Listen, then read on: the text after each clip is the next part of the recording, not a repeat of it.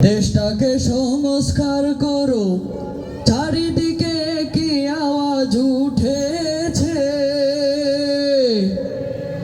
স্বৈরাচারের ধ্যান ধারণা এই দেশেতে আর চলবে না, ঠিক না? স্বৈরাচারের ধ্যান ধারণা এই দেশে আর চলতে দেওয়া যাবে? ভাইরা আমরা দেখেছি দীর্ঘ 15 বছর ফ্যাসিস্ট শেখ হাসিনা বাংলাদেশ জামাত ইসলামী ছাত্র শিবিরের কেন্দ্র থেকে শুরু করে একেবারে প্রত্যন্ত অঞ্চলের কর্মীদেরকে জেল জুলুম, খুন হত্যা, নির্যাতন, জেল জুলুম, ফাঁসিতে ঝুলানোর মাধ্যমে শেখ হাসিনা তার স্বৈরাচারের চূড়ান্ত রূপ ধারণ করা ইসলামী আন্দোলনের কর্মীদেরকে থামাতে পারে নাই। সুতরাং নতুন কোন হুঙ্কার, নতুন কোন ফ্যাসিবাদী বয়ানে ইসলামী আন্দোলনের কর্মীদেরকে এক পাও পিছানো সম্ভব না। আপনারা মনে রাখবেন, যে আন্দোলন দিন কায়েমের, সে আন্দোলনকে পৃথিবীর কোন শক্তি দিয়ে থামাতে পারবে না। যে আন্দোলন, যে সাউন্ড কোরআনের, সেই সাউন্ডকে কোন শক্তি দিয়ে থামানো যাবে না। ভাইরা আমার, গত 19 জুলাই ঢাকা শহীদ উদ্যানে বাংলাদেশ জামাত ইসলামীর মহাসমাবেশে এদেশের মানুষ এর প্রমাণ দিয়েছে। ডাকসু নির্বাচনে, চাকসু নির্বাচনে, এমনকি আজকে সর্বশেষ ডাকসু নির্বাচনে।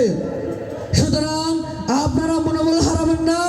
এই দেশ কোরআনের, এই দেশ ইনসাফ ভিত্তিক সমাজের, এই দেশ দাঁড়িপাল্লার, ইনশাআল্লাহ। কোন একদিন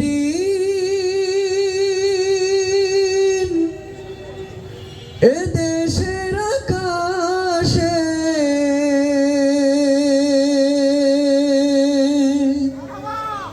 কালেমার পতাকা ধুলবে।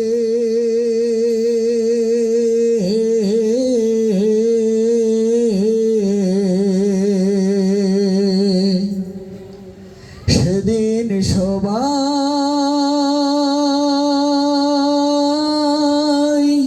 খোদাই বিধান পেয়ে দুঃখ বেদনা ভুলবে।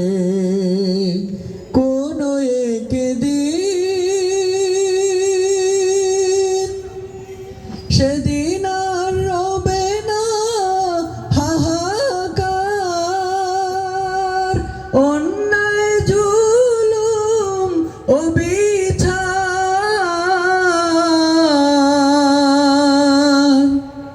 সেদিন আর রবে না হাহাকার, অন্যায় জুলুম অবিচার। থাকবে না অনাচার, দুর্নীতি কদাচার। থাকবে না অনাচার, দুর্নীতি কদাচার। সকলে শান্তিতে থাকবে। সেদিন সবাই খোদাই বিধান পেয়ে দুঃখ বেদনা ভুলবে। সেদিন সবাই খোদাই বিধান পেয়ে দুঃখ বেদনা ভুলবে।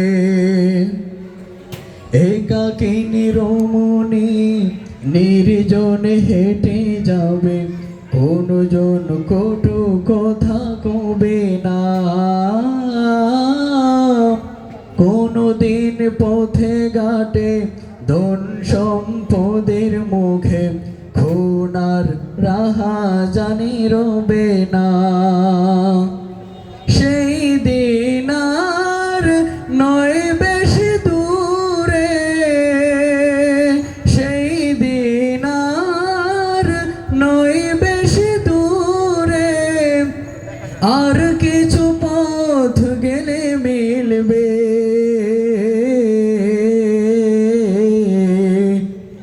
সেদিন সবাই খোদাই বিধান পেয়ে দুঃখ বেদনা ভুলবে। আসসালামু আলাইকুম রহমতুল্লাহ।